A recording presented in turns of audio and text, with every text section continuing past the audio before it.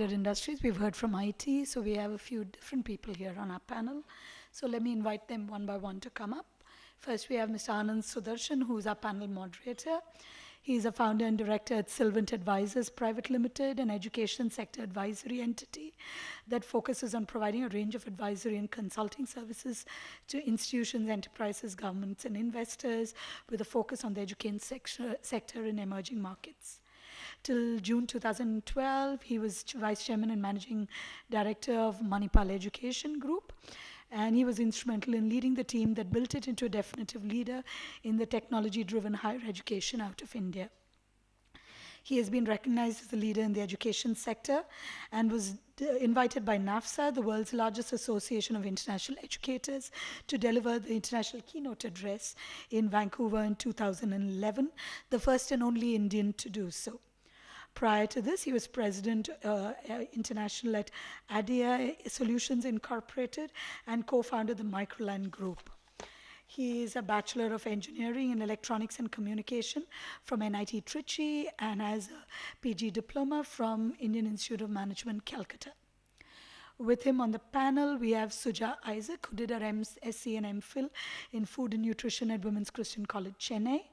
And her dissertation work, which was conducted at the Madras Medical College and Keelpok Medical College, were awarded the Best Thesis Award from University of Madras.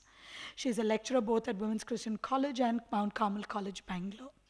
She is a trustee of the SOUKYA Foundation, which was started in 1996, which extends medical treatment and helps enable the community to be self-sufficient. She started the Holistic Wellness Clinic in 1998, a non-residential, holistic, integrative medical facility, which was the pilot project for SOUKYA. She is the co-founder and executive director of SOUKYA, International Holistic Health Center at Whitefield. She is also the managing director of Sahaya Holistic Integrative Medical Center, which was started in 2009 in Bangalore, which offers holistic treatment to all sectors of society, including free for the underprivileged. Since 2011, a unit of Sahaya is running an integrative medical department within a Western Medical Hospital.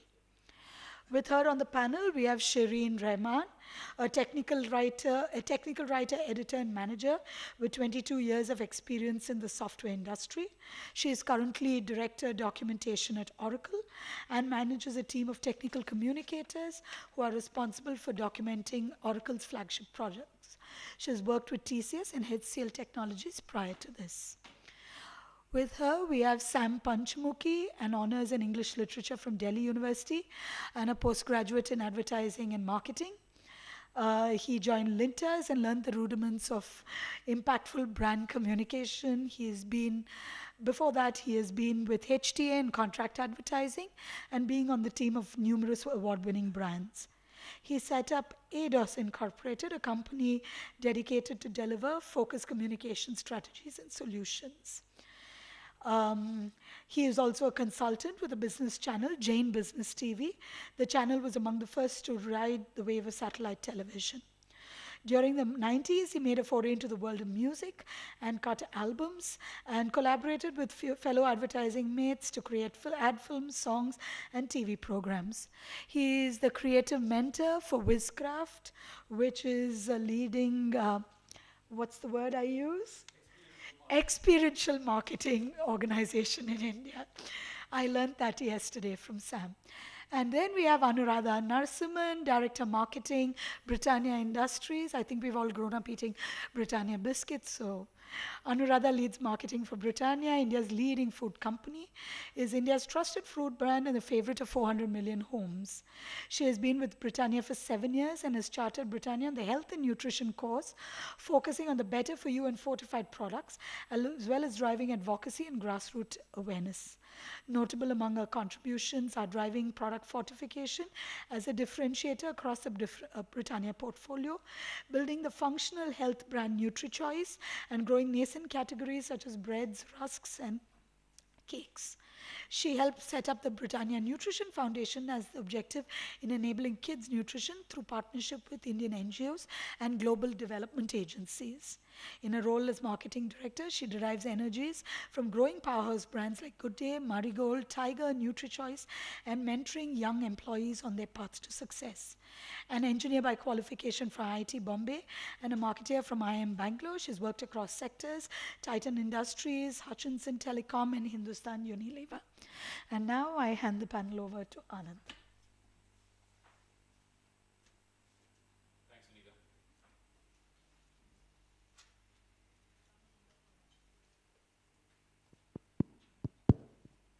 Thanks, Sunita. Good afternoon, everybody.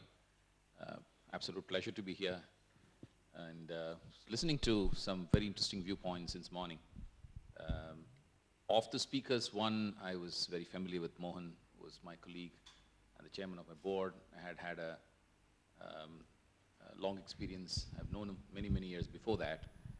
But the others, I was listening for the first time, and it's fantastic learning for me. Delighted to have been asked by Vinita to moderate the panel, and the only formal engagement that I've had with this subject is, of course, the fact that I was the CEO of a company, and this was an important aspect of whatever I did, right? And for CEO of several companies, actually, on a continuing basis. And of course, I'm used to the women empowerment principles in terms of reading and trying to understand about, that several years back. But the real reason I said yes was because my life has been shaped by two women. And one is my mother. I was a single parent, brought my brothers and I up from right when I was just 3 years old. And it's an extraordinary achievement of a person who was from a very conservative background from the interiors of down south, and to become what she has, she's a retired professor from Madurai University now, to achieve the position that she did, I think it's to me has always been a tremendous example of what women can achieve if only they were given the opportunity. I know that I'm talking to an audience here who perhaps has had the opportunity to some extent. I know I'm also talking to an audience predominantly perhaps from the IT industry, where the opportunities have been a little easier, not totally easy, but a little easier. And you did hear from two speakers, and we have more in the panel who will be able to add to that, I presume. But frankly, it isn't easy. And I don't have to tell you that it isn't easy. And the other person who's shaped this for me has been my wife, who let go a successful career in the advertising industry, contract, by the way, so that's what she was working many, many, many years back.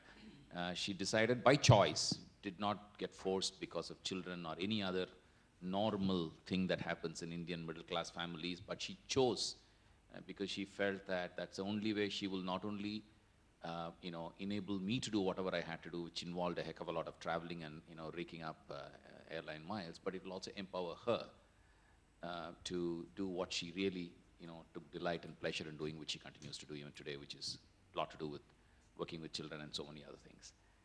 And that actually brought me to the first point which I wanted to share with you, and then maybe use that as a takeoff point to discuss two things. One is lots of interesting things have been talked about, but the context of those in terms of what has worked in your respective organizations, in your respective experiences, what has worked, and then we will talk a little bit about, is that all there is to it? Should we just continue doing what we have been doing because it's maybe working or maybe it will work, or is there a lot more to it? And then we'll just make it into a conversation if it's okay with all of you. And then we'll just open it up for a conversation with all of you. We have about 45 minutes plus, to 1 hour, good. Okay, good, good. The one thing that I wanted to start off with is the best definition of freedom that I have ever read, the best definition of freedom I have ever read, is the one that says that the true definition of freedom is the ability of every individual to make an informed choice, right? The ability of every individual to make an informed choice. I've always been fascinated with this single, tight and pithy definition of freedom. And if you look at this and agree to this as a good definition of freedom, and the words that use there as good measures of whether there is freedom. Women in India are not free. Women in most parts of the world are not free. Why do I say that? Okay, is the ability to make, so they have to have the power to decide, and informed, they should know enough and therefore have the education and the ability to understand the information that's coming and therefore finally make the choice. So be it, you know, the ability of training, the freedom, or the decision-making power, if I can use that word, or education that builds the capability in a larger sense to understand the context of whatever the person has to take decisions on, I think we all have a long way to go. Now, once we delve into that, of course, this kind of opens up the conversation to a very, very, very large subject. I will just leave that as a marker and a thought process and really won't get down before that. I am not an expert. There are people far, far more competent than I who have examined this part, you know, more. But maybe I'll share a couple of statistics and then use that as the kind of opening, you know, opening net practice ball that's get thrown to each of you batswomen and one batsman, right? And that's that this problem of, and I'm now talking about corporate organizations, I'm sticking to that, right? This problem of women empowerment is not unique as a problem, you know, as a lacuna, is not unique to India.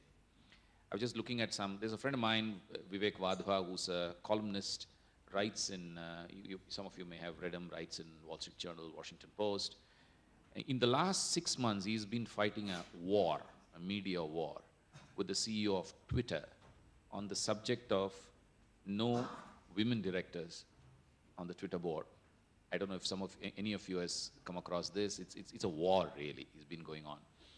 And the interesting thing that came out of that exercise that he did was that this is a problem, this old boy club that Mohan referred to is a problem that seems to be endemic even to the Silicon Valley, right? So I'm maybe being a little harsh on the Silicon Valley, which has done some remarkably wonderful things, you know, but this seems to be data.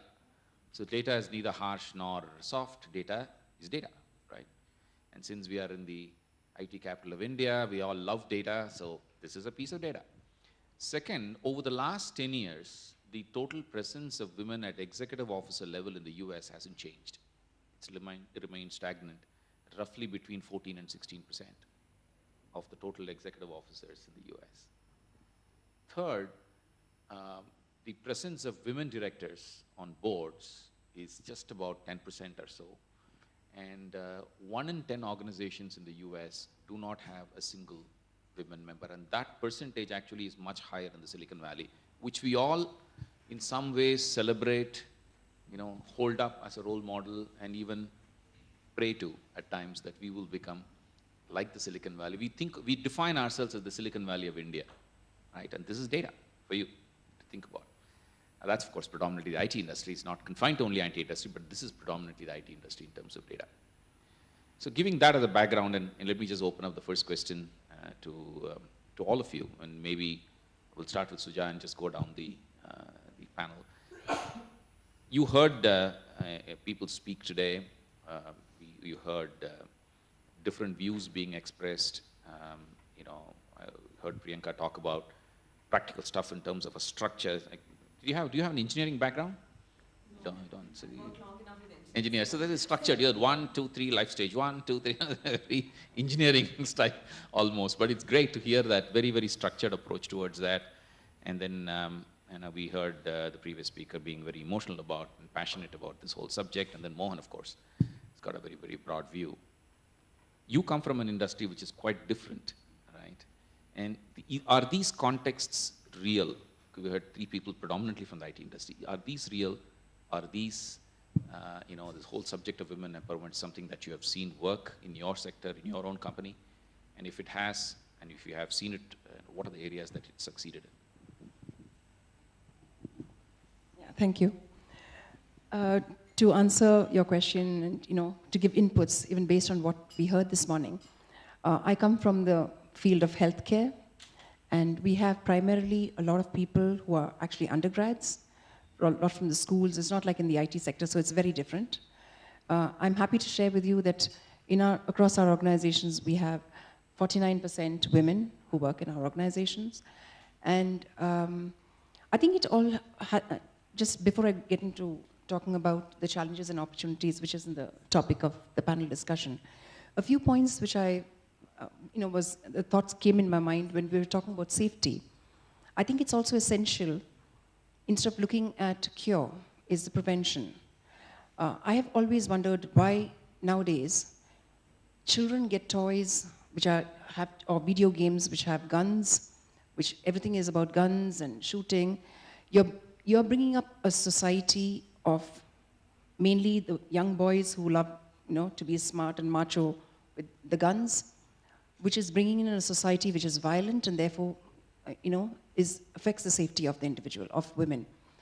Movies at an India Today conclave a couple of years ago, I did ask the panel, which had Meera Nair and Karan Johar, Aishwarya. I asked them the question, why can't we have less violence in movies? There's so much of rape being shown in the movies. It's to the mass public. Now, they were very evasive about it because I guess that it sells. Media, that's what sells, sensation. You show a lot of flesh, that sells. Indian movies are, sometimes I don't watch very many Indian movies because it's so vulgar.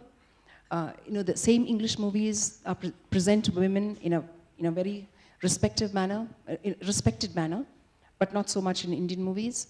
So I guess this all has an impact on the minds of the masses. So when we're talking about safety and providing more police and more security, I think we need to maybe change the focus and start off, at the very initial stage about whether it's toys, whether it's movies, people who can raise their voice and create an impact to help prevent more of this, because I think that can help the society at large. Yes, my husband, Dr. Mathai, and myself, he looks after the medical, I look after the administration of all our organizations, which is SOUKYA in Whitefield and Sahaya at Lalbagh. And we have the SOUKYA Foundation from 1996, where we have about 7 free clinics and 3 charity clinics.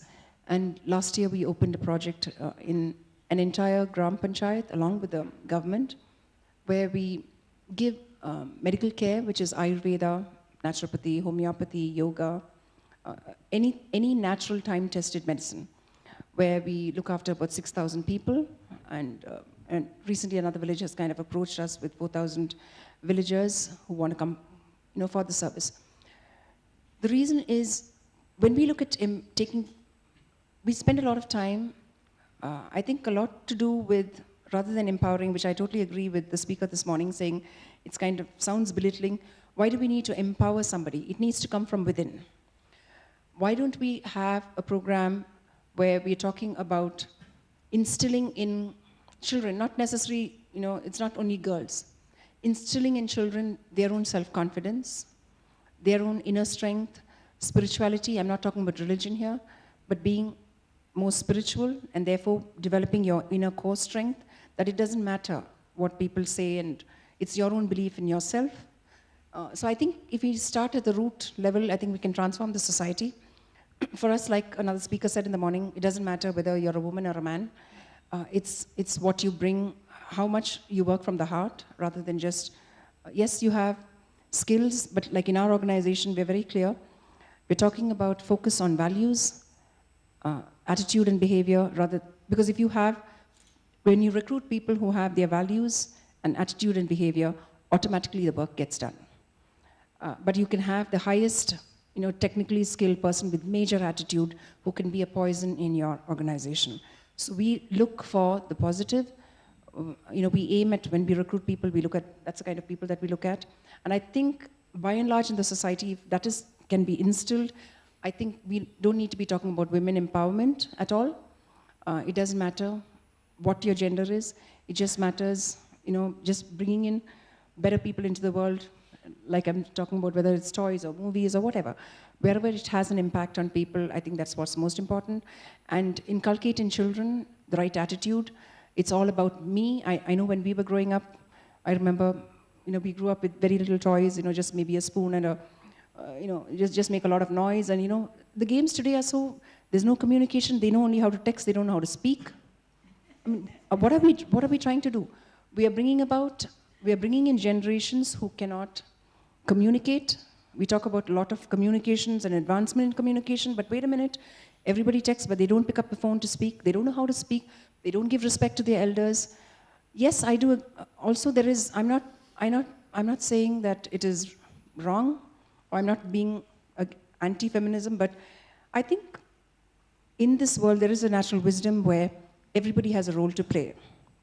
I'm not talking about belittling, but women are more nurturing. They are mothers, it's just in them.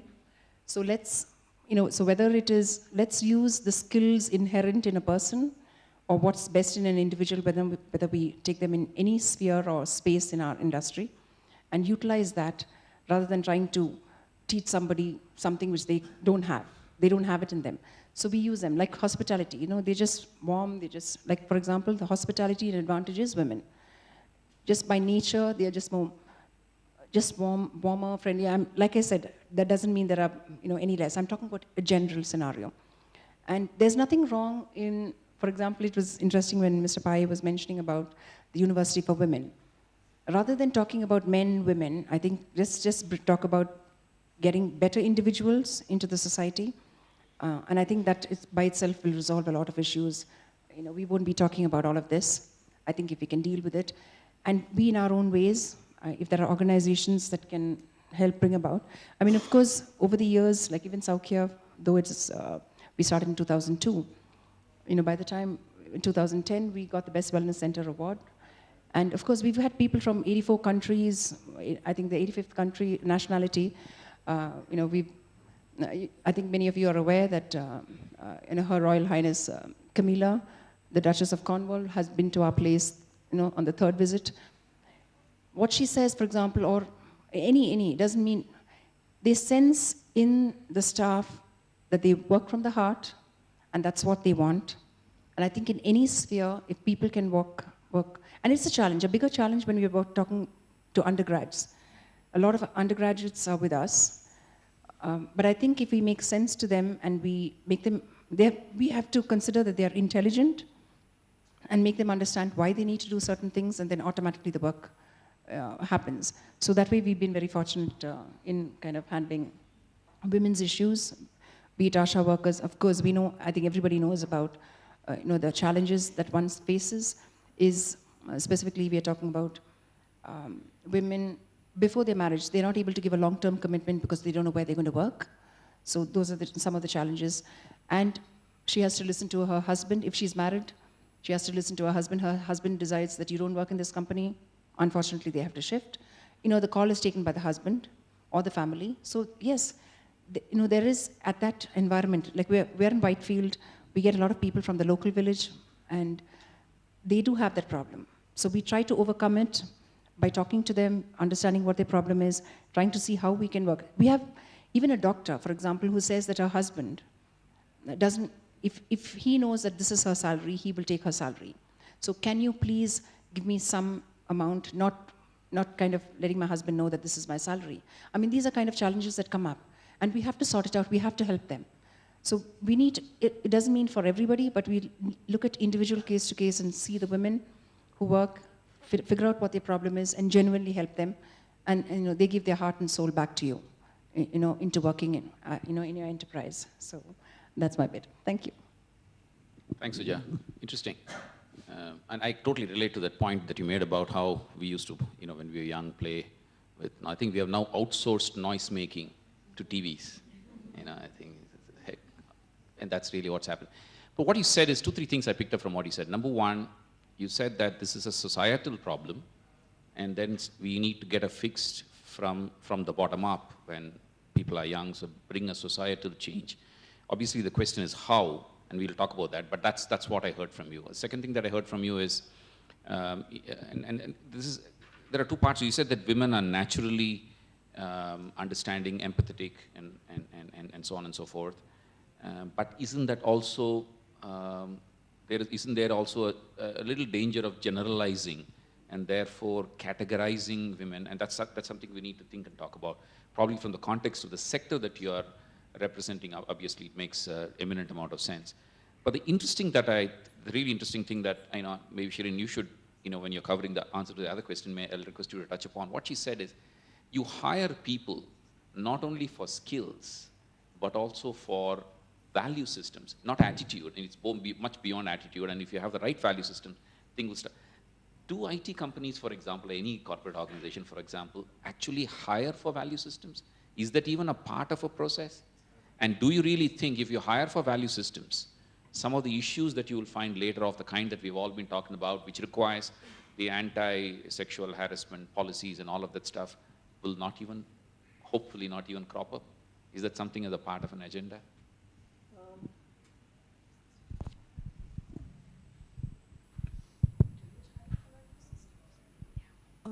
We do look at we do look at value systems, but for us, I think it's more of a it's more of a meritocracy. I mean, we hire the best person for the job, regardless of whether it is male or or female. Sorry to interrupt you. Yeah. So what is the best person for the job? Is that best defined by skills only or something more? No, it is skills. It is a combination, I would say. When I hire, I look at skills. I look at I look at their attitude, and I look at the kind of values that they have. I mean, I don't want somebody who will come in and and goof off on the job. I want somebody who's who's sincere, who brings that kind of a value. And I would probably put more emphasis on attitude than on skills, because you cannot teach somebody an attitude.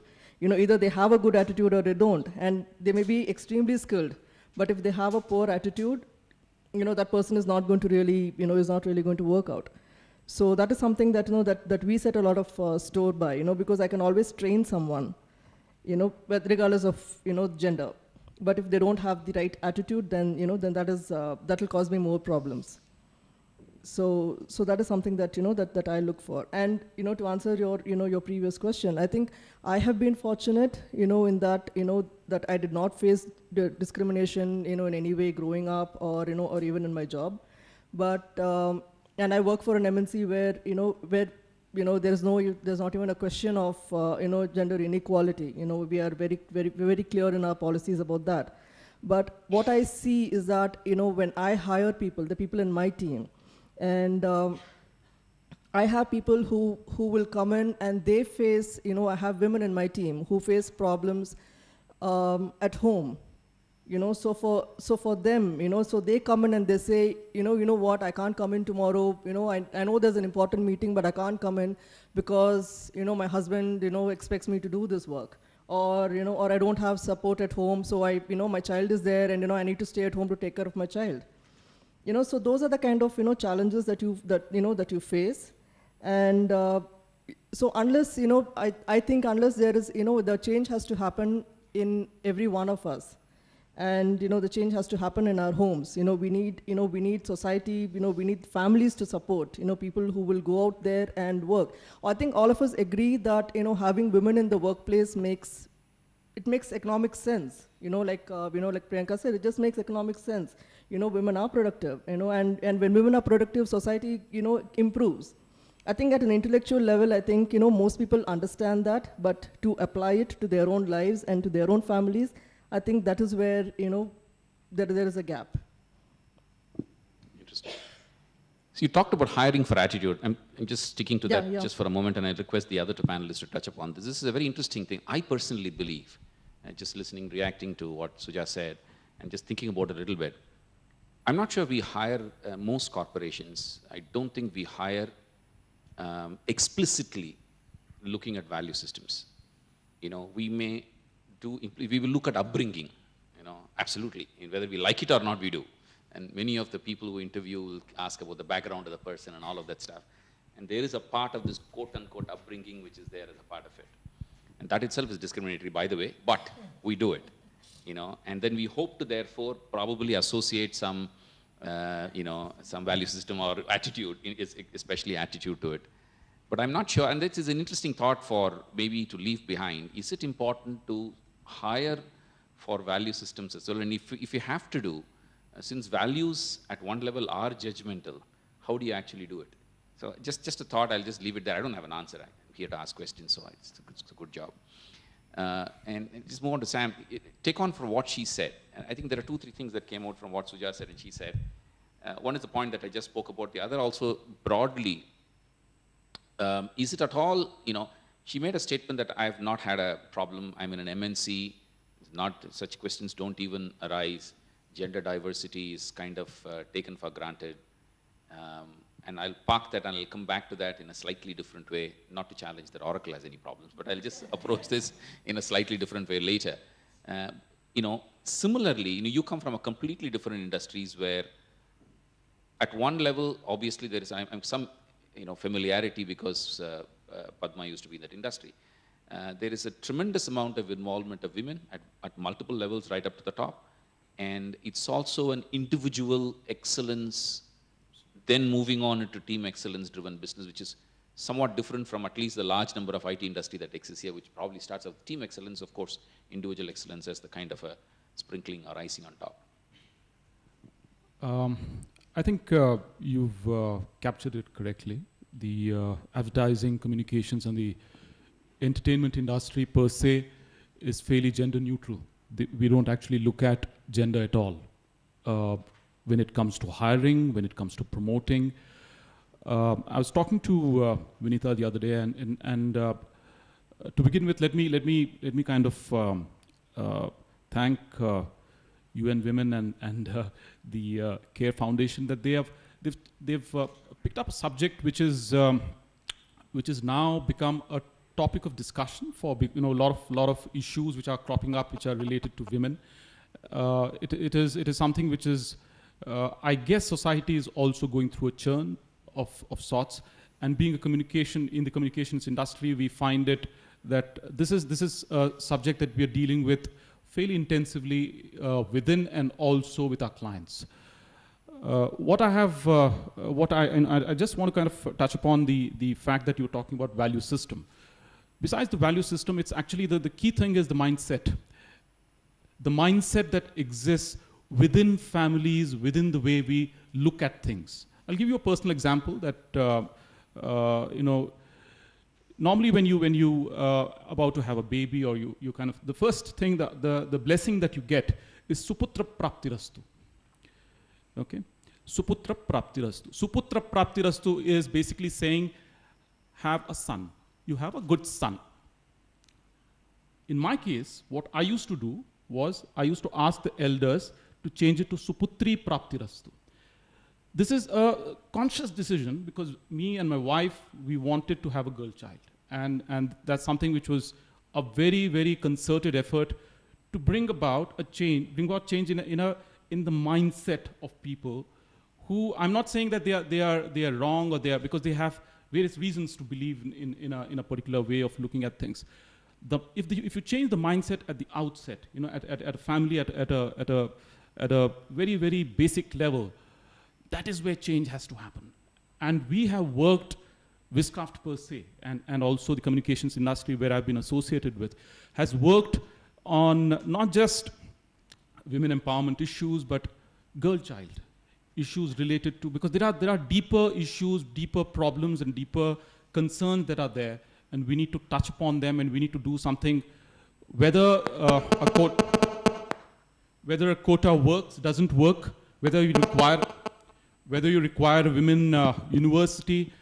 I think there are different parts of a society require different solutions. And there's some parts like North Karnataka requires probably a push in that direction where quotas work. Statistics, we're talking about statistics, boardrooms, I mean, within advertising industry or within the communications industry, I don't find too many people reaching up to the top on too many occasions. And the dropouts are for various reasons. The dropouts, and it's not like they don't have leadership skills. We have people who have come into the industry and they come into leadership positions at the middle management level. Not many get into the boardrooms at all. And this is a statistics which is probably there across the world as well. And there are different examples where Norway has taken a 40% in terms of a quota system. You have UK, which is probably has the 30% club, which is basically a quota for women is something that Some of the countries have attempted. I'm not too sure as to what exactly is going to work. I'm not too sure, because quotas are primarily probably a forced mechanism of, we should actually start at various levels and attack all of them at the same time. And change is gradual, but change has to happen by doing something about it instead of thinking and talking about it. I guess that's the critical part. And I would say Wizcraft is an equal opportunities company. We don't discriminate based on race, religion, creed, gender. We don't have any problems with Article 377. We don't have issues related to any kind. And that's the openness which is good, which actually the new age industries are bringing in. Even the IT industry is doing that on a regular basis. But I think it also opens up other issues, which is where you see some of them get reported, whether it's a Tarun Tejpal kind of an issue, which I'm sure happens in almost all industries. They don't get reported. Women don't get the opportunity, or they don't have a place to go and talk to somebody. And there, some lady talked about a glass cabin where you're basically getting into a scenario where you don't know who to talk to, and you don't know how to address this issue.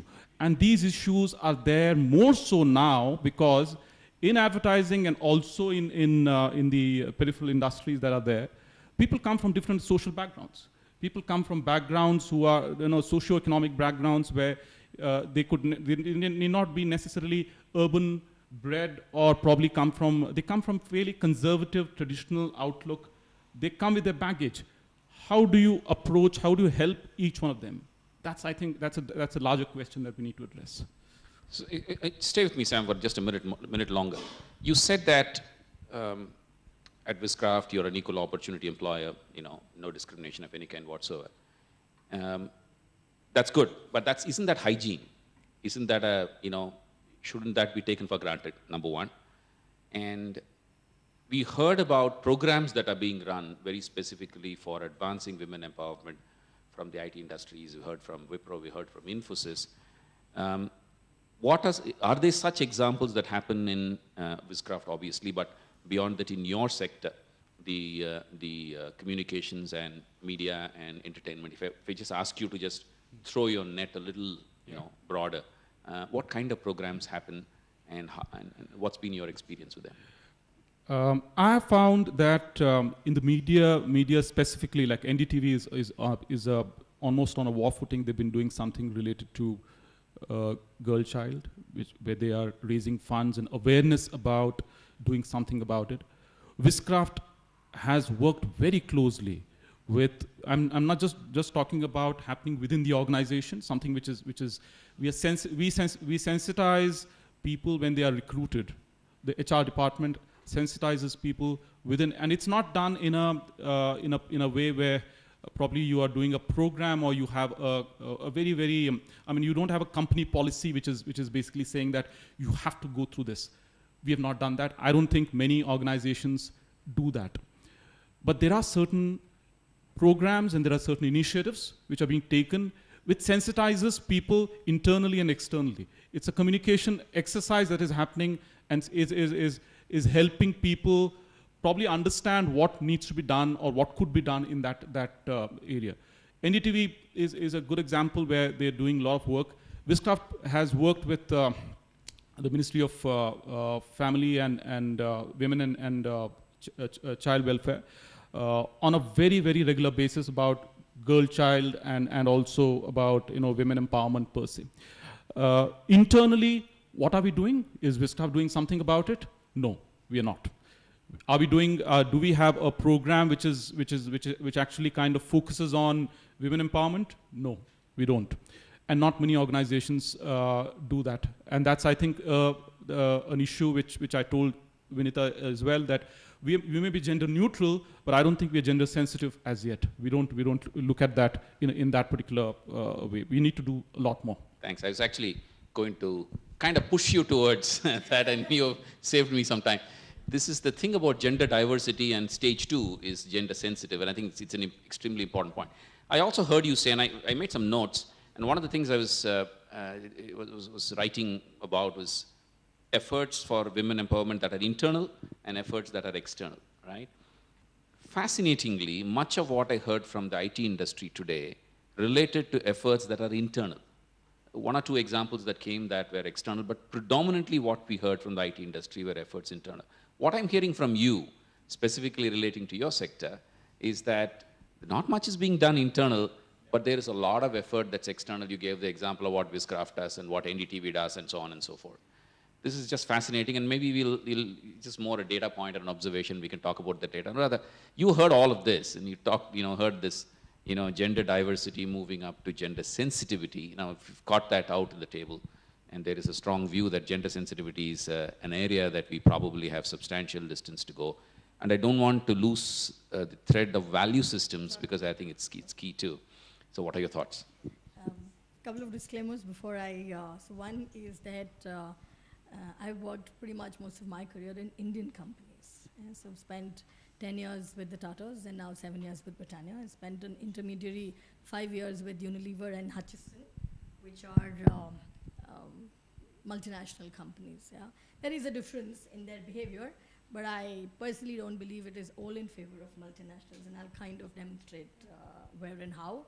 The second point I wanted to make is I'm a business person, and therefore, any view that I have comes from having worked as a business person for 21 years. So yes, women are good to hire. Women are incredibly more good to retain. And I think the challenge is retention and not so much hiring. I want to make 3 points before I come to the 2 questions that you have. Is that better? Yeah. So I said I want to make 3 points, and it will cover some of your questions, which is what has worked, what has not worked. So I think one of the things that definitely works is critical mass. And my industry does not have critical mass. Yeah? So as an organization, we're about 11 to 13% women, depending on which month we run this report in, or thereabouts, of 11 to 12. We're not large employer. We employ 1,400 people. So that's the kind of numbers that we have. Yeah? We have critical mass in some functions. We don't have critical mass, for instance, in sales or in manufacturing at all. And these come from where we locate those people. So we have factories in Uttarakhand, and we have factories down south. And you will end up perhaps being the only woman in that entire establishment. Okay, now that's a challenge. So how do we overcome the critical mass challenge? We have reasonable numbers of women in marketing, we have reasonable numbers in R&D and in quality, which are more head office jobs than location jobs in that sense of the word. So, challenge for us is critical mass. How do we hire a set which is large enough for women to believe that they can do this role? And so that's one, and categorically the 2 functions that we struggle with are actually sales, where it's not just a question of critical mass, but it's about being out in the field and meeting men retailers all through the day, right? So those are perhaps the challenges of the industry. There's some work we're doing, but I wouldn't claim we're very successful in that.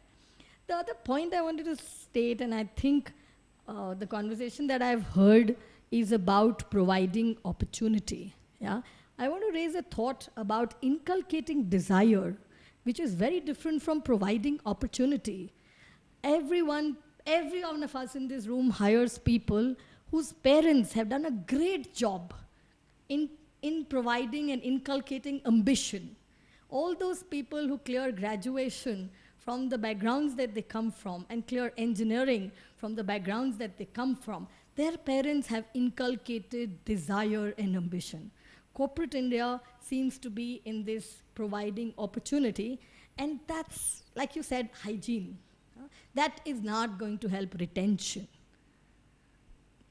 Yeah, so that's the second point. Yeah? It's not going to help retention. If I don't inculcate desire, if I don't want to be on the board of Britannia, you cannot inculcate or you cannot provide me the opportunity. I have to want it. And I'm saying this because I'm at a stage where I am today, but if I am not hungry, where does hunger get lost? Every engineer you hire has hunger. How do they drop out? How does that hunger get lost? What do employers like us do? Do we cushion them? Do we mollycoddle them? Do we, when financial reasons go away, does desire go away? I don't have an answer to the question. But I really think that at higher, whichever life stage, at 2 and 3, as you called it, Priyanka, it is equally about inculcating desire, yeah, and about challenge. We love challenge. You said that. Your phase 1 is challenge. But in phase 2 and phase 3, you didn't speak about challenge. It is about, we need to keep giving people challenging things to do. That's the second. I think a third point, before I answer your value systems question, is from the 7 habits. Yeah? And you know, the 7 habits says we start independent, or you start dependent, we have to move to independence and then move to interdependence. My sense is that we kind of don't get to the independence itself. Yeah? So we start dependent, you know, and we are happy to stay dependent, which is why we are seeking mentoring. That is dependence. Yeah? So I may sound heretic, and I want to apply this from I'm a woman, I've seen many women in the workplace, yeah? But I want to see women wanting the desire to move up. Yeah? And all of the affirmative action can only provide for the base level support, can't provide for the hunger. My mother taught me hunger. I have so much respect for your mother who brought you up, and you said single mother in a time. Yeah? So where is that gone? Is the question I want to. Do we bring up our children without hunger? No, we're pushing them even today. What does the corporate world do to kind of make that die off? Yeah? On the value systems, I don't think we hire for value systems. I'll give you an example from Titan. I worked there for 10 years. We hire people definitely for skilled attitude, but I think we inculcate value systems. When you see what, Anand, you would have done at your workplace, or what Bhaskar Bhatt, who's an ex-mentor and a boss, does at the workplace, that's value system. So the corporate value system need not be the same as the family value system. Need not be. So value systems you can inculcate for. I don't know how to hire for a value system. I'm not copying out of the question. I'm only giving you my empirical data that we've seen value systems being inculcated. The last one example, and then I'll hand it back to you, is on gender sensitivity, perhaps. And the example is from Titan. No policies. This is circa 1996. The company must have been 9 years old or 10 years old at that time. No policies. When I had a child, it was very clear. A colleague of mine and I had children who were in the 6-month, 8-month. The unstated rule in the company was, but we can't have meetings with Anu and Sapna after 5:30. They have children to pick up from a crash. No policy. No mommy track. And I really like that word because it's really true. I mean, you ask for policy and you're on mommy track. Yeah? No policy, no mommy track. Yeah? The expectation was other people will stretch. Yeah? And that is, so so many things that I've learned today. But mommy track is actually today's woman's biggest problem. Because you don't want to come back to mommy track. Nobody wants to come back to that mommy track. Then I don't want the comfort. Then if I have financial security, I don't need to come back at all. And I think challenge is what is missing. In all this comfort, challenge is missing. So gender sensitivity, I think, comes from genuine belief in growth. And that genuine belief, trust me, at every level exists, whether you're a man or a woman. Yeah? We really want people to replace us, otherwise you don't get redundant. Otherwise you don't get to do the happier things in life that you wish to do. So I don't think people are discriminating. No, I think there has to be a bit of the other side now, and I have a feeling that, and it's just a feeling. We're not even where most of the industry is. I told you our numbers are 11%. But strangely, our numbers are 11% as they go up also. So, no, I mean, the up is 10 people. So there's Vinita and me, okay? So, yeah, so the number at the top is really much smaller than what is at your kind of organizations. So it's a stat. It doesn't mean there is a structured way of getting to that. That was, I don't know if I answered your questions. Oh, you did. That's excellent. Just come back to what you started talking about. Just stay with me for a minute. And you talked about we don't have critical mass. Yeah. I want to challenge that. And no, I meant it in my industry. Industry. I'm sticking to your. I want to challenge that. Sure. Do we really need critical mass before women empowerment kicks in inside organizations? No, I didn't mean it as do we need it before or after. I meant that critical mass is a trigger to making that happen. Yeah. So Uttarakhand factory, 600 workers. We have one quality manager based there, and hats off to Gunjan. She works in our Uttarakhand factory, lives alone. Yeah, we have one. Yeah, but had there been 3 instead of 1, I think the propensity to retain would be higher. So what would the company do to make it 3? 3 jobs there, which are. So create 3 jobs. So Yeah. that's what I'm So trying I didn't to mean push that you. there isn't, no, it was not from there. So if consciously we decide that we want to demonstrate it, we'll create 3 jobs in that location instead of 1 job. So I think that's the point that I was trying. I think corporations have copped this out, you know. Yeah. I'm sorry? No, she's saying Yeah. one. Yeah, so corporations have copped out of this. You know, many corporations have copped. Honestly, I come from the education sector, at least over the last many years, and if you go outside the faculty side of stuff, the number of women drops precipitously as a percentage of the total number of people working. And at workplace, we made a conscious attempt to change that. We succeeded. I think we tripled the percentage in a 5-year period. But frankly, given the fact that it was a low single digit to start with, it wasn't anything to write home about. Still a long way away. Even their functional areas, HR is a good example. I think somebody said 85%, right? 85%? Or whatever. There is a natural, you know, process of gravitating to some function that seems to happen. But I think these are stuff that we have to consciously start. Break them up. Yeah, break them up. It's almost like, you know, you drive with your left foot on the clutch all the time. You have to consciously learn to take it off, otherwise you're going to spoil. I mean, it's as silly as that, but as profound as that at one level. I'm going to ask one very quick question to each of you, right? And I just want a very quick, literally 20 or a 30-second answer, and then we'll open it up for conversation. If you were to go back last 5 years and look at yourselves in your respective contexts, work context, professional context, and then you look back and say, you know, I wish I had done that. That would have resulted in far better women empowerment. What would that be? Shirin, I'll start with you. So you don't know who the next one is going to be, yeah? So. In terms of women, no, to women, I mean, we are sticking to the topic here, women empowerment. What is it that I wish I could have done, you know? For myself or for the organization, for the influence sphere around you, whatever that definition is. You can even take it outside to the community, but literally I'd like to focus on the internal part of it if you can. What would that one thing be?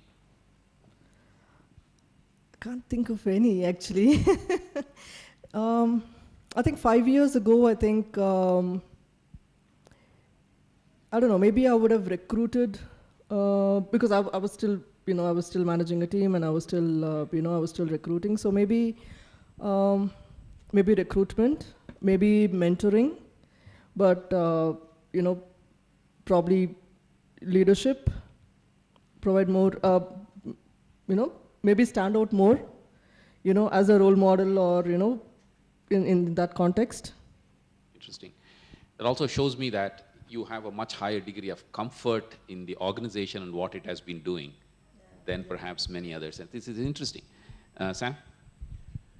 No-brainer, put together a policy, I guess, which is for women empowerment, which is somewhat lacking in the industry, you know, by and large. Critical mass, she was talking about critical mass, we've achieved it long time back, but we still don't have the issue of gender sensitivity being, you know, addressed, understood, and kind of, you know, nothing has been done about it. So I would have definitely looked at a policy which is oriented towards ensuring that women, we have, in fact, in Wizcraft, several cases where even today, where Rohit, who's a colleague of mine who heads the South, he gets his child picks up the child and comes to the office in the afternoons, and the kid plays around and all of that. What I'm saying is that there is no sensitivity towards, there's no understanding of whether a woman is bringing a child or a man bringing the child, or issues related to a woman who reaches a particular stage, which is life stage 2 you're talking about. post-life stage 2, we don't see too many leaders coming up, and we don't see too many. They drop out for various reasons. And one of them is marriage. One of them is they don't need to work anymore, or probably their husbands are earning more. I don't know, whatever reason they may choose to leave. But you don't find leaders in advertising. I was looking back in advertising, and your wife has been a part. I was looking back, and I was wondering how many creative people, and I come from a creative field, how many creative writers or creative people were there among, how many women writers were there in the industry who went on to make a mark, and I couldn't name a single one, which is absolutely tragic in terms of, because I worked under, my first job was in Lintaz, I worked under a woman writer. I don't know what happened in terms of her growth and her this thing. The thing that I found, you find reinforcement of a particular stream where you had a lot of designers, you had LC Nanjis and so on and so forth, which is basically gender reinforcement. Oh, they were good at art, they could do this. So they're basically reinforcing something, and you're actually getting them into that particular stream, and they grew in that stream. But we didn't find people or women who could, who were doing extremely well or reached leadership level in communication, advertising, entertainment. Today we have a lot more who are coming up. Role models are there. But there again, there is a sense of, I have a bone of contention with the entertainment industry. There are a lot of issues there which we can't address at this particular forum. But I think the key problem or the key issue is that gender sensitivity is something that is lacking across. We need to do something about it and put a policy in place for media entertainment industry. It is very critical. We don't want examples like a Tarun Tejpal happening again and again, or other similar examples. That's an extreme case, but you need to kind of look at, on a day-to-day basis, these issues are addressed. Thanks, Sam. So put a policy in place. It's interesting. Anuradha, let me ask you the same question. So two for sure. One is the affirmative action which a lot of IT companies follow, which is, I will not close a position unless we have met X percentage of women. It's a very straight, simple. The choice is yours, but you have to meet a percentage. So that's a straight no-brainer. That's at a policy, company, profession, whatever. At a personal level, I wish there were perhaps a couple who I really cared about who fell into mommy trap, and if there was a way by which every number at a middle to senior management counts. So those are regrets. But the first one is more a policy, professional, can be done at an organizational level one. One of the interesting things is all the stuff that the three of you spoke about are all things that you can now do going forward. It's the time is not lost. I wanted to deliberately come last to you, Suja, which is, we talked about, gender diversity, and you spoke about it right off the bat. We talked about gender sensitivity, and you expanded it right at the beginning, talked about a society as a whole rather than the corporation. I'll just add a third phrase to it, which may be the next level, which is what we are talking about today, which is gender empowerment, or women empowerment, to be even more specific. You heard the corporate India speak earlier today. There's a wide spectrum of views that come in. You were very passionate when I heard you first about the fact that the change really has to start happening from the beginning, from the families and the society. So if you have to go back the last 5 years, what is it that you would have, you wish you had done that aspect of it got triggered a lot better than what it has been? Yeah, I was thinking about it. Honestly, I can't think of anything that I would have done differently. What we do is, like when you're talking about retaining the staff, in fact, we find ourselves telling staff, if they stay beyond 8 hours of work, is why are you here? Why aren't you going back home? We are very sensitive to one's quality of living, because ultimately you're in this world to be a happy person, in your family, for your family. And if you can't do that, obviously you're going to have people leaving. So we focus on 8 hours as much as possible. In fact, we question people if this, we kind of said, why are you sitting in the office so late? Go back home. Over 50% stay on campus. We try to make life as best for them. If it's, families live on campus, whether it's the bachelors or the girls, we have the cafeteria. All they need to do is they just have to literally just wash their clothes, come to work. Everything else is taken care of, healthcare, the food, everything else is taken care of. So we have a very low attrition. And so I don't think, I was just thinking what I would change, but I really don't know what I would change. Because I think they're a happy bunch. And one more point which I wanted to say is about, we're talking about attitude. Unfortunately, I find that, this is again generally, the attitude or the upbringing in the new age schools bring children with a lot of attitude, their nose up in the air. They do not respect their elders. I am for a tradition in the sense of not being conservative and being narrow-minded, no. Tradition as in respecting the position that each one has. Let's say the first among equals, yes, husband and wife, yes, but I do believe there is a first among equals, and I believe that the husband is the head of the family even today. So therefore, we're not here to defy that and saying that, who is the better of the two of you. Each one plays their role well, and there has to be one head. So, and that has nothing to do with putting women down, absolutely no. The very fact that, he has made me, managing director of this or executive director of that or whatever, or I look after all the admin decisions or the processes, is also, or the fact that, yes, we have our own roles. Let's, for that matter, for whoever, let's take the skill and the strength of each person and use that in our sphere of work. And you'll do brilliantly. They will stay there. Keep challenging them in that space where they are. They will stay with you forever because they find it challenging. They find that the company is fair, just, and I think that's the way of even retaining, your workforce. Interesting. Societal SOUKYA. Is that what you're talking about, right? Sam, you wanted to say something. I saw you pick up the microphone. Just to add to probably what you're talking or trying to kind of express in the context of looking at family, looking at values, and looking at it comes back to the value system.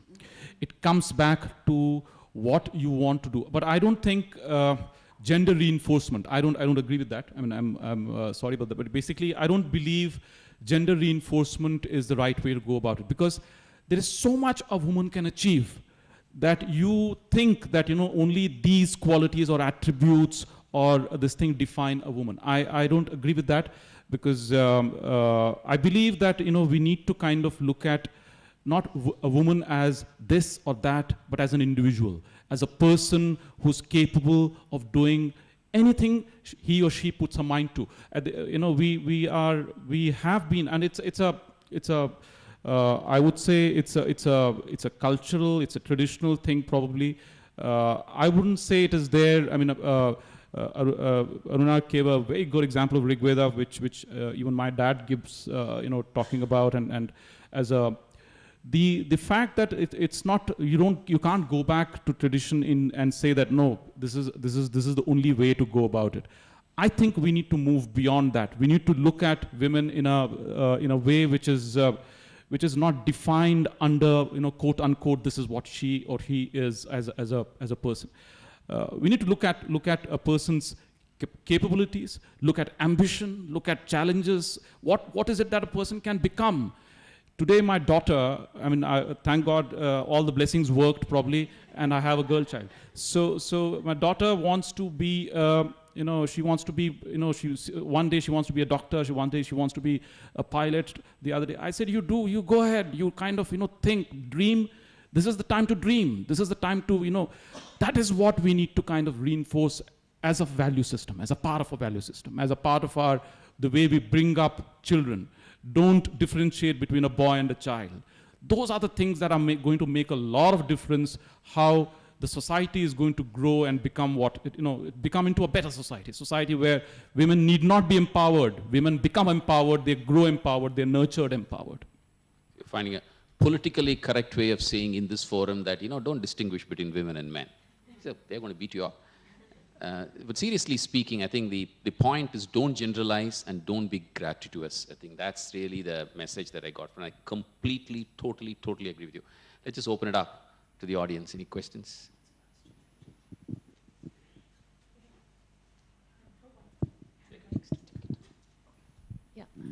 it's not a question, as something to add to or give a different perspective.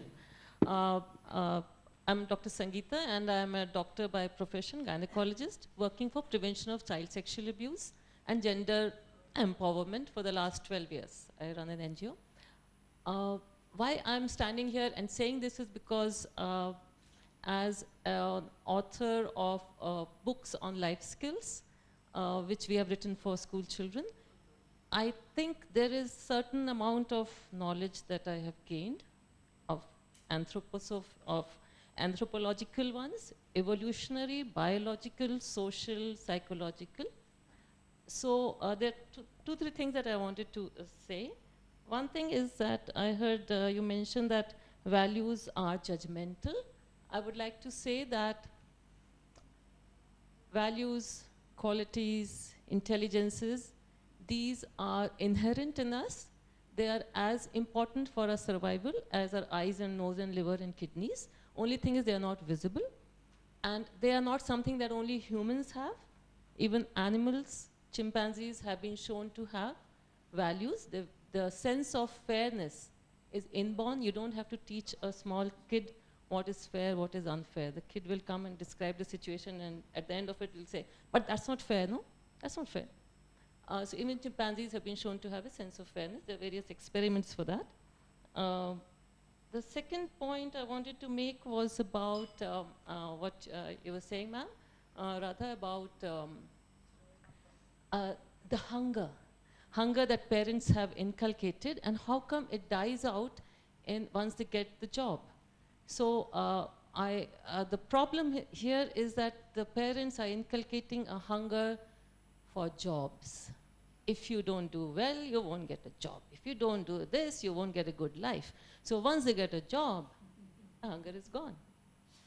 So what we need to bring out as parents, a hunger to manifest your human potential, right? So if that was there, it would not stop with the job. The job would become a stepping stone to then manifest what you as a human being are capable of. I think the problem is the parent finds it very difficult to tell a kid, I want you to maximize your potential. It's a conversation which will stop. You know, I'm struggling. I have a 16-year-old boy, and he gets all the what we think are the freedom that he wants. But I tell maximize potential. Appa, just stop. And he's 16 years old.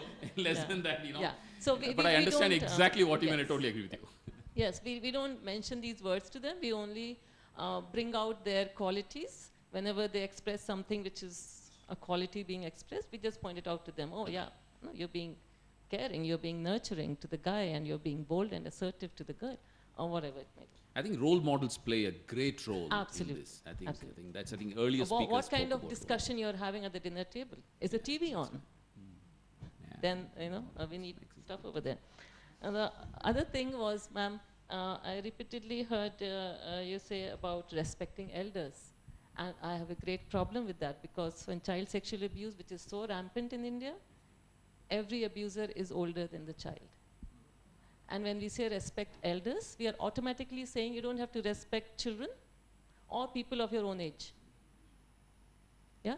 So we say respect people for their qualities, for their intelligences, capacities, values, behaviors, wisdom, experience, learning, whatever. But we don't put an age bar to it. There is no age, there is no status, there is no money equation over here. Yeah? So I guess with that, and yes, what Sir was saying about the human nature. So men and women are different. We are different for different biological reasons. Nobody will argue that we have the same body. But we often argue about, do we have the same brains, and do we have the same attitudes and same qualities? We do have slightly different qualities which are inherent, but all human qualities are present in all human beings. Men have feminine qualities, women have masculine qualities. To focus on only one aspect is to shortchange yourself, is to just develop a part of you and not the whole of you. And to survive in my life, I need both. That's why I am given both. I cannot live my life with half my body. Thank you. Thank you. Great thoughts. Great thoughts.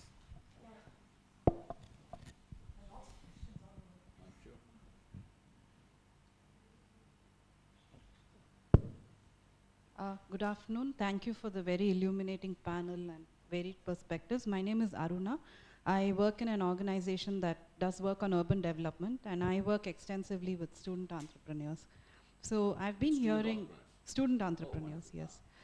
So I've been hearing about, you know, the hygiene factors, the creches and the mommy track, and I don't, it is not being disrespectful of people who've made certain life choices, but like Anand, you said about the ability to make an informed choice. And I was having a discussion with a colleague over lunch several months ago, and it comes into sharp relief now, where we were talking about, you know, people who are married or people with families have certain commitments and therefore need to be viewed through a certain lens. And he said, well, what about single people?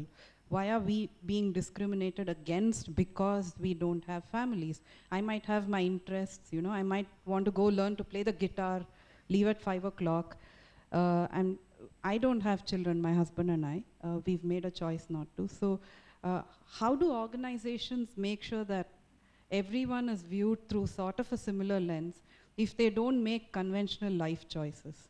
So is it only that you have to fit into a certain box to be viewed in a certain way, or is it that you can be single, not ever want to have a relationship and still want to, you know, climb a mountain and be respected for that, or not want to have children and still want to do something and still be allowed to leave at 5 o'clock because you want to pursue something? Anybody wants to touch on this?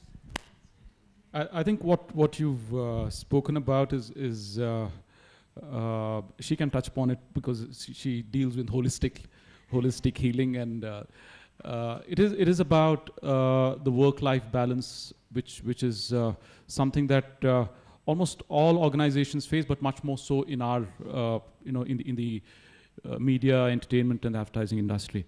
And we keep talking about it and craving for it, and it hardly happens. And even in the IT industry, it's a similar scenario.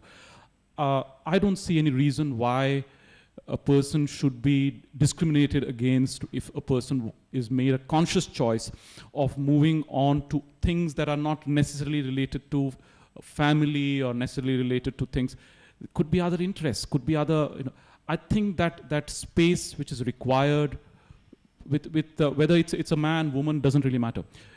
That space that is required to grow and grow beyond who you are is something that I think all organizations should, and some do consciously, kind of allow you to do that. And I think much more needs to be done. There is no policy as such. Though they, you know, in every HR, this thing, there is a work-life balance thing which is there. You know, it's there as a part of the setup. But they will, it is not enforced. It is not something that they say, go out and explore, go out and do more. That is something that we need to do much more. I think as organizations, as entities, we all have responsibilities towards our fellow members and also people below us to kind of make them, and that is going to make us richer. That is going to make us richer. That is going to make a value system. That is going to make us understand what is happening beyond our confines or the place that we are working in. I think it's a very, very valid point. A point which again, I feel that a policy that is not enforced. It's a case of a policy that already exists, which is not enforced. I think that's something that all of us consciously should do something about it and not keep talking about it. Slightly different view, you know. Like religion, I believe work-life balance is intensely individual and personal. And if this organization's talking about work-life balance and all of that stuff, beyond a point, I think it's just mouthing words. Yeah. Because it's a choice that individuals have to make. And I've seen that happen, and I have made my own choices, bad and good ones. So, you know, I have been through personally in my own life, number one. Number two, providing a creche is not discriminating against somebody. And I'm just going to be a little blunt here. Nobody questions the organization providing shelter for parking motorbikes, saying that why am I being discriminated against? I'm not driving a motorbike. And why would you have to discriminate? You know, not to say a crush is equal to a, you know, not to take it that way. But it's really that, you know, because I believe at one level every person will feel discriminated against. And actually you have to spin it around. If I feel discriminated against everybody else, it means that I'm very special. You know, and that special, whatever, is translatable into a whole set of very exciting possibilities, you know, down the future. And last, and that's one Sam was mentioning it. When organizations genuinely move towards output assessment rather than effort and input, genuinely move towards that, we are not there. If IT companies have time and material, you are expected to sit down and put in that many hours. So we're not there as yet, but when people genuinely move towards that, I think, and it happens in organizations, it happens at different levels, I think that issue of 5 o'clock I want to go for a guitar practice will not come. Because at the end of the day, advertising industry actually is a lot more output driven. In my small little experience than many other sectors that I have seen. But this is not a generalization. This is just my little experience that I have noticed. There you go. So Oracle is a, for us, you know, we go by the results. Results. So it doesn't matter whether you leave office at 5 o'clock or 4 o'clock you can leave. We don't watch time. So we don't look at, you know, what time you clock in or what time. Nobody's watching you. Nobody's, you know, micromanaging. You know, we think you're a responsible, you know, individual. You know what you have to do. You know your task. So you go out and, you know, and achieve it. So nobody's watching. You know, okay, are you doing it in 4 hours or are you doing it in 5 hours? You know your result that you have to achieve. So that's the way we operate. I would actually tell the person, celebrate your desire that go back to want to learn how to play the guitar. And I think that makes that person unique, exciting in some dimension. I think that's the beauty of an individual choice and individual life. Is that making sense? A slightly different area I will be talking. You know, when I was a student of engineering college in 1970, I passed out. We had 6 girls out of 400. 6 girls out of 400. Today, we are talking about 40-45%. The society has been changing, obviously, and everybody knows that. The second issue which I wanted to talk was, yes, the change may be slow. It may not be as much or adequate enough for us to feel happy, but still the things are changing already. Number 2, we have been talking about the empowerment of people who are already in a elite, like I said earlier, in the society. Only 24% is the workforce is women. That's what I got the figure earlier. I don't know whether that was, my understanding was correct. In that case, there is a large number, nearly equal number or maybe more number than that is outside the workforce. Now, another challenge is that they are mostly in the lower levels, smaller cities and villages. Now, the mental approach, like she was talking about the family, you know, that is where the thing should change. How is it possible or what needs to be done to change the mindset of ladies and the men in a smaller villages or these things, where the next generation of them at least will be able to, the children will be able to understand and look at women empowerment in a different way. So that is a large section of the society which we have not addressed so far. So I would like the panel to address that. We actually started out by saying that in this section we will stick only to the corporate side of it. So I'm sorry, you're absolutely correct. We didn't address it all. And that's frankly a completely big subject for another. But we will not duck the question. I'll just ask the panel 10 seconds. You know, just look at it, the question from the perspective. Even experience. It doesn't have to be expertise. No expertise. So no I'm expertise. sorry, not even going there. Sam, I'll anything? be telling you something which will be a personal point of view read from newspapers. So I'm not equipped to answer the question you're asking. Fair enough. Sam? Though I wouldn't like to duck the question, but but I don't like the key the key thing is that we need to do a lot more. Yes, it's a different forum altogether. You know, as a way of looking at it, purely in terms of understanding how we can actually take the empowerment model, percolate down at different levels, and so on and so forth. The framework for this particular panel discussion is probably more towards corporate governance.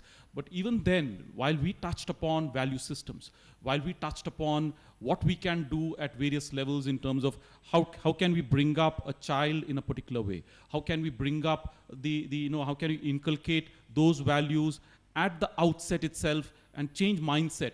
I think the critical thing is at every level, tackling the mindset of at the family level, at the corporate level, or whether school level, college level. That is the critical part, and I think that mindset changing, different people have different roles to play. Parents have a particular role to play. You have, at school, college level, the teachers have a particular role to play. Those roles cannot be enforced, or it has to happen over a period of time. And I think as a concerted effort, society at large, if all of us play our roles to the T, the things will change, things will move towards, and it's already happening. It'll be, we have to push towards it. Mohandas Pai talked about, let's bring about change in the next 10 years. I think that's something that we need to focus on and try to kind of, make change as quick as possible and not keep waiting for another generation to come in before change takes place. I sit on the board of an NGO called Head Held High, whose mission is to eradicate poverty, rural poverty to start with. And I have seen examples of the exemplary transformation that has come in individual families. One of the things that they do, the main thing that they do is actually train people in the base of the pyramid, not even the bottom, the base, the absolute base of the pyramid, the goat herds and cow herds, persons who may have not even completed a few grades, 3rd, 4th grade, can't write, can't speak, and really pick up those youngsters, all in the age group of 18 to 25. Tough, very tough age group to pick them up, and in a 6-month period through training, very, very targeted training, transform them into productive, numerically aware, confident, English speaking, which is a big desire for them, and computer literate people who can then make something of themselves. And then there is different avenues that are given to them to become entrepreneurs. Now, when this program started, the first, the charter batch 5 years back, had one girl, right? Batch of 8 had one girl. That number is now grown to close to 25%. More than 3,000 people are either graduated or in the process of graduating out of these programs. And I've actually seen, this is in rural Karnataka, so I've actually seen instances of 23, 24-year-old women, mothers, who have been supported by their families, because this is a residential program. So they have to come and actually stay somewhere for 6 months. That's not an easy thing to do. They have been released from their motherhood duties, and the family has stepped in, the mothers-in-law, the husbands have stepped up and said, we will take care. Please go.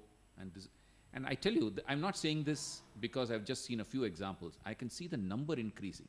And I believe that change, it's not going to be easy. You will also have the Khap Panchayat on one hand, and you will also have this on the other. And I'm not going to argue about the merits and demerits of the traditional system here. It is just that attitudinal change is easily possible, relatively speaking, once I think we all step up and provide the right kind of an avenue or a pathway for that attitude change to actually happen. Yeah, if I can just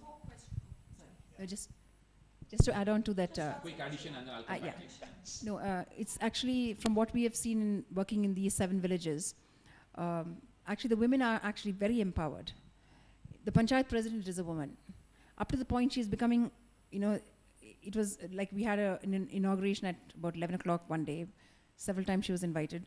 It came to a point when we heard, because we went ahead with the inauguration. She was not like the chief guest, but she was invited for the inauguration. Up to a point she said, I came at 11:30, how come you inaugurated at 11? I mean, it's like suddenly she's taking on this total dominant, aggressive role. I'm talking about, okay, she does a good job. I mean, there are ASHA workers. Everybody knows in women, in the villages, the women are the main breadwinners, because invariably most of them, the men are drinking. The women are hardworking, they look after the families, they're out in the fields, they're out doing things. So I think, and even in the schools, the children, there's an equal number of girls in the schools, whether it's government or the private schools, in the 7 villages that we are working with. And I find a very strong role and a very primary role taken by the women. So I think they are not lacking in any sense at all. But I'm sorry, I must confess that women are working, men are drinking is not empowerment. No. That is actually what empowerment is not about. No. I'm sorry, I just took No, I agree. What I'm saying, I was... exactly the problem, and that Sure. is a symptom of what is not empowerment. Sure. No, what I'm saying is that is the situation in the village. I know, but Yeah, that's an example of exploitation, not of empowerment. unfortunately. Sorry, I just took out. Sure. No, I agree. Well, I just to say that, you know, somebody has to take stock of the situation there, and if the women are doing it. I think the way to look at it is despite Yes. men going and drinking, I think is, and then we'll leave it there. I'm not disagreeing with you. There are different ways to handle it on the other. I think you have the Anna Hazare example of tying up somebody to the tree and lashing them, to something else which is a little more, that's a big subject for another day. We'll kind of park it there, the question. One last question. Yeah, one last Is question. there time? Yeah? Yeah. You know, generally they were talking about, in fact, Sam was saying that no brainer, you had to put the policy in place. Appreciate that. But is it possible to sort of, you know, generally saying that, I don't know whether it's the right forum, whether the time, whatever. Is it possible to enumerate at least 1 or 2, 3 major policies which could be, you know, for empowerment, so that, you know, it could be thrashed one by one, so that we can go on? That's point one. Second question is, in fact, if I heard Anuradha right, she said that one of the policies could be sort of, you know, fix about, I don't know, the number, maybe I'm wrong, 30 or 40%. Okay. By doing that, sort of, you know, you try to sort of achieve that target. By doing that, won't you be compromising on your HR, the right to recruiting the right human resource? This is my question. Yeah. The answer is, you know, what a lot of companies do is insist that the number of CVs you get, the number of people that you meet is a percentage. The choice is still what is defined as best, and that itself, like Anand pointed out early in the panel discussion, is not an easy question to answer. But we should mandate that we see X percentage of women candidates before making the choice. We don't necessarily compromise on the choice being made. So that's the distinction on the second question of yours. The first question you talked about, honestly, we run out of time, so I don't think, you know, the intent was not to discuss the individual policies. Just one yeah, this sure. thing. I think though we cannot enumerate, we can't really, you know, kind of starting point is, I think the V principles, the women empowerment principles, become a signatory to that, is a starting point. You start off, at least, you know, you make a, you know, the industry doesn't have right now any framework. You know, probably some organizations do have. You know, I don't see as a generic principle we have you know, a policy in place. Women's empowerment principle is a great starting point. Probably we can look at that and become signatories to that and start off and start looking slightly more deeper into it and start making you know, customizing it based on respective industries. Yeah, Rashmi had one last question. I'm sorry, we really run out of time, but just last question. One of the panel members said that ultimately man is the head of the household. So I just want to ask the rest of the panel members that what do they think, especially in the context of business where we are trying to promote equality, where we are trying to promote women in leadership, then what's this whole question about at home? I just want to kind of make a confession. I'm not the head of the family. So men, it is a misnomer. It is a perception which is created by women that you are the head of the family. I think the key thing is they blame on women. So that's something which is choice gets blamed on women. So I think the no, I don't see any. Just a disclaimer, like you know, she started off with a disclaimer. I just want to, I love women, and whatever I say, don't say it, you know, please. So you know, we can't hold me for that. But the key thing is, women being head of the family or men being head of the family is something that these are traditional mindsets. These are things, that's what I'm talking about. Mindset needs to change. When I said Suputra Praptirastu is something that is a blessing, it is a mindset where they're saying son is the only way the entire lineage is going to be taken forward. Matriarchal system which exists in Kerala only in principle, but it's not being taken forward. Those are things that we need to kind of work on and consciously work on and start working at a core level. Let's start with us, and then let's look at something at an ecosystem that we can change. The fact of the matter is, and it's a problem, in a vast majority of households, man is the head of the household, and that's a wrong thing. By definition, it's almost as bad as the caste system. By birth, you become a part of the caste, in my view. I grew up in a family where the woman was the head of the family. And I agree with him. I think this has to be individual choices that have to be exercised. And I go back to what I started off with. We don't have freedom as yet. And this is another good example of the fact that we really don't have freedom. But like what Mohan said, he said that equality is a chimera. I think perfection is a chimera too. We are nowhere near perfect, and there is a long, long, long way to go. I think all the panel has been able to highlight, and I thank each and every member of the panel, is the fact that there is diversity in the subject of diversity as well. And there is sensitivity to the subject of sensitivity that's increasingly coming. And I think that's the valid point. That's all that we can aspire for to start with. And then go back to what Anuradha said, get that desire, take the ashes off the coal, the lit coal, and then you'll suddenly find it burning bright, emitting heat and light, and really giving the warmth, and warmth of success, warmth of happiness that I think we all strive for. Thank you very much. Thanks, Anand. Thank you, all members of the panel. We'll just have Niresh. Sorry. Yeah. Discussion. I am from the British High Commission, and it was very great to hear companies, your views about your principles which you are applying at your companies. But I mean, because we have been associated with CARE and we are really working, we have tried hard to work on this project. So I would also request you, the panelists, and also who are present here to spread this word, and so that other companies also know about the WEPs, because that's the main mission of the High Commission.